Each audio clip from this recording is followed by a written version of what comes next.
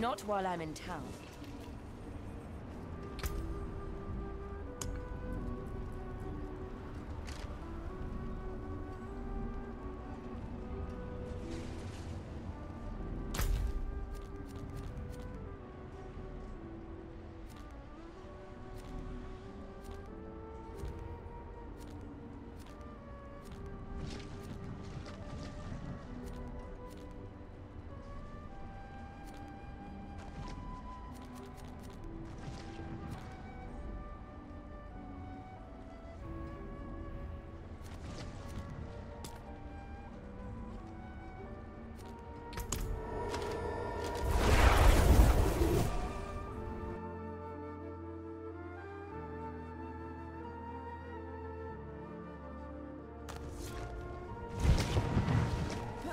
Not while I'm in town.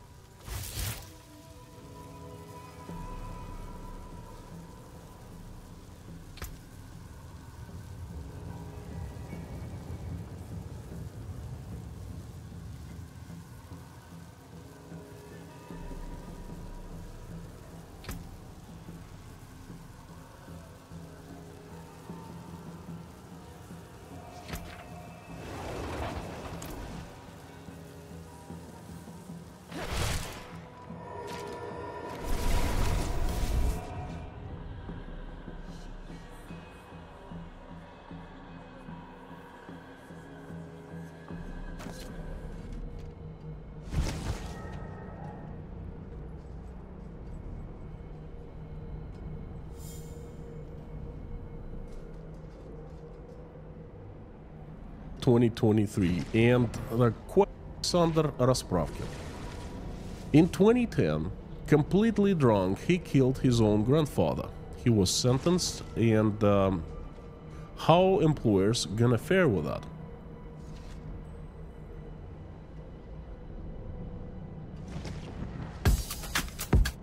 Lineage and other Casio models. Thank you again, Jason. He's loaned me a bunch of stuff in the past as well, and he has watches in his personal collection from $50 to $10,000, so he's well placed to pick a winner. Has he picked one today? Let's flip the camera and find out. Okay, so I thought I would do this one unboxing style today. I have had this watch out of the box though. I have had a good look at it, a good play around with it, and a good look at the module. I would not take on a Casio and a Digi without a good look at the module. The module is 5161, by the way. This is not the only watch that is available from Casio containing that module. Hang on to that thought. I will circle back to that a bit later on. I'll give you a choice between Casios. Leave me a comment which of them do you prefer. That is the model number, the model reference for this one. As always, thanks Casio, nice and catchy. I haven't seen one of these boxes before, by the way. Casio seem to be revamping a lot of their packaging. I don't mind it at all. Now, one of the reasons why I wanted to do this one unboxing style is because this Casio does a clever little trick when you take it out of the packet. Let's see if it will do it for us all this time. Yeah, there we go. Expose it to a bit of light and yeah, the hands go to the set position. This has a tough solar module. That 5161 module is solar powered. It has an energy saving feature. If you put this one in a watch box or a drawer for an hour or more, the hands will reset all the way back up to the 12 o'clock. It does it every night as well, by the way, between midnight and about 6-7 in the morning. Even if you are using this one regularly, when you expose it to light again, as I am doing now in my studio lights, it will zip back to the right time. There we go. A nice little feature from these Lineage and other Casio models. And there is the watch, or should I say there is Jason's watch. So this is an Digi. Primarily this is an analog watch. The main way of reading the time on this one, the home time anyway, is using the 3 traditional central hands. However, it does have the advantage of a several line negative LCD display down at the bottom there, meaning this watch can utilize a whole bunch of digital features as well. So is this going to be useful to you? That's the question. The answer lies within that digital display. What features does it have, and are you going to use them? Well, what features does it have? Thankfully, Casio lists those features in a handy little hang tag. So they call this a wave scepter. That means it is radio controlled. If you are in the UK, the USA, Japan, China and most of mainland Europe, this watch will automatically to the right several times a day. It is solar powered, wherever you are in the world. World time function, stopwatch and timer, alarm and everything. Right now, those are only but that's zone. Okay, I did say I had a tinker with it, but not sized it. So let's get it sized. Okay, I'm back. That didn't take too long. It wasn't too painful either to size this thing up. Hidden collar system, but at least it's a central collar rather than nightmare. So let's talk dimensions. Great set of dimensions if you're going to wear this one as a daily, which is exactly what this image is for. 39.4mm in diameter, only 9.4mm thick. Should that be 9.4? Because of the module. 46 lug to lug though is okay. 20mm lug width is also pretty good. It's standard. You can swap this one out for leather or rubber or whatever you want. A bit of a taper down to 18, back up to 19 in the class. Sized up for me, I had to remove 3 links in total. 110 grams. That is a good overall. Flat sapphire crystal. No anti-reflective undercoating. 50 meters of water resistance, which is just okay. I would have preferred 100. Already, it is 5161 in the back. While on the subject, let's look at the case back, because this case back is glorious. Case back adorned with spec sheets. this. A total of 29 words plus various other numbers and symbols on this one, detailing everything that the watch does, from its 5 alarms and its sapphire crystals to its and there's even a guide as to what each of those 3 pushers do. Just fantastic. Screwed on, 4 screws, 1 in each corner. Perhaps that's the reason why it only has by far of what it is. So clearly then, no crown. These pushers, no crown operating movement, a little more complex than just pulling it out and adjusting the time. Nice selection of finishes too. Vertical brush to the case, circular brush to the upper lug surfaces, and a 2-step high polished metal. You've seen the case back already. Kind of female end links, they are slightly inverted. With there, now those links are not rolled. I have checked for creases, I have checked for seams. They are solid enough links. Not so fantastic. One hole of micro adjustment gives you what, 3mm of adjustments, and they're decent sized links as well. And the clasp itself, hey, it's got lineage and cast.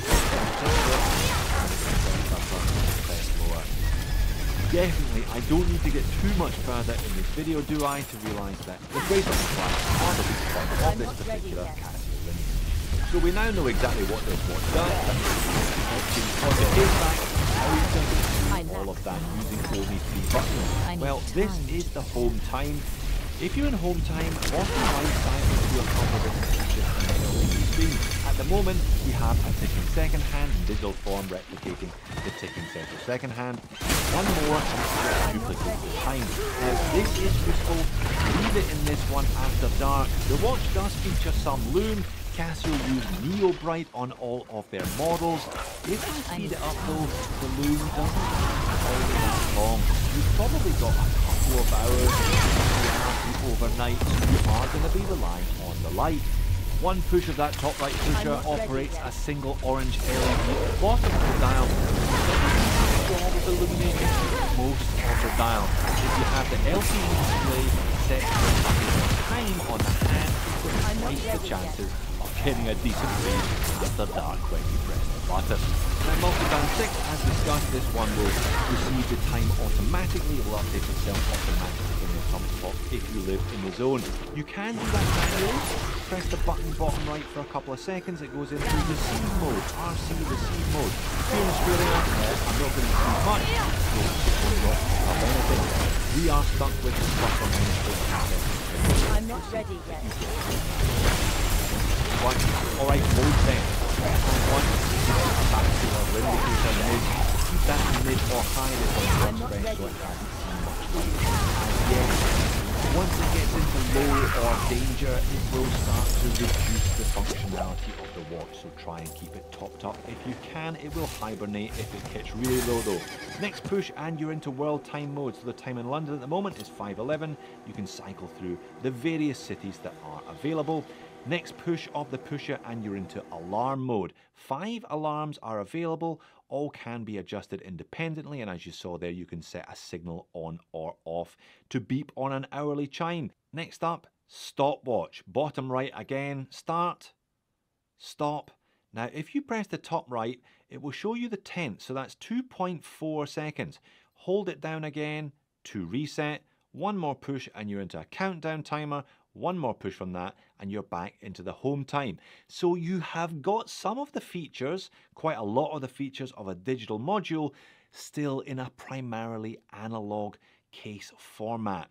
Not massively easy to use though. The buttons have got quite a lot of resistance and the screen isn't huge, and it doesn't have the Bluetooth Connect app, so you can't set the alarms, etc., the world time, etc., from an accompanying app on your phone. So yeah, plenty of features, but you are going to have to work hard if you want to get the best out of this one. On wrist though, that excellent set of dimensions does translate to a very pleasant on wrist wearing experience. 110 grams is a cracking weight for a daily. Now, as you can see, I have adjusted this one loose. I don't really have much option because of the minimal number of micro adjust positions in the clasp. And legibility is actually okay. It's a fairly sizable handset. They are silver with central lume sections against a grey-black center with sunburst and a blue outer chapter ring. So yeah, the legibility is actually surprisingly good from most angles with this one.